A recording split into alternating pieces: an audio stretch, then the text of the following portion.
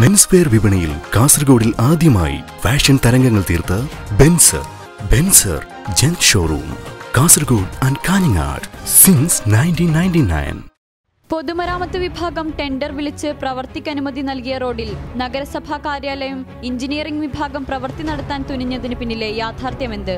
പൊതുമരാമത്ത് വിഭാഗം വർക്ക് തുടങ്ങാനിരിക്കെയാണ് ധൃതിപ്പെട്ട് നഗരസഭാ പ്രവർത്തനം തുടങ്ങിയത്. ഇതിനെതിരെ പൊതുമരാമത്ത് വിഭാഗം അസിസ്റ്റന്റ് എഞ്ചിനീയർ പോലീസിൽ നൽകിയ പരാതിയിലും പരിഹാരമുണ്ടായില്ല. നഗരസഭാ ചെയർപേഴ്സണോട് കാര്യം തിരഞ്ഞപ്പോൾ ഇതിനെക്കുറിച്ച് ഞങ്ങൾക്കറിയില്ല, എഞ്ചിനീയറിംഗ് വിഭാഗത്തിനും കരാറുകാരനും മാത്രമേ വിവരങ്ങൾ അറിയുകയുള്ളൂ എന്ന മറുപടിയാണ് കിട്ടിയത്. പൊതുസമൂഹത്തിന്റെ പണം കൊണ്ട് അവർക്ക് വേണ്ട സൗകര്യങ്ങൾ നൽകാൻ നിയോഗിക്കപ്പെട്ടവർക്ക് മൂക്കിന് താഴെയുള്ള സംഭവം അറിയാൻ കഴിയുന്നില്ലെങ്കിൽ നിങ്ങളിൽ നിന്ന് മറ്റെന്താണ് ഞങ്ങൾ പ്രതീക്ഷിക്കേണ്ടത്? മുഖാമുഖം നിൽക്കുന്ന പൊതുമരാമത്തും നഗരസഭയ്ക്കും മധ്യത്തിലായി കിടക്കുന്ന പ്രസ്തുത റോഡിന്റെ കാര്യത്തിൽ പോലും ഒരു തീരുമാനം കൈക്കൊള്ളാനാവാതെ പൊതുസമൂഹത്തെ ബുദ്ധിമുട്ടിക്കുകയും ഫണ്ട് ദുരുപയോഗം ചെയ്യുന്നതിനുമെതിരെ വിവിധ സംഘടനകൾ നിയമ നടപടിക്കൊരുങ്ങുകയാണ്. Sahira Badruddin, team public Kerala investigation.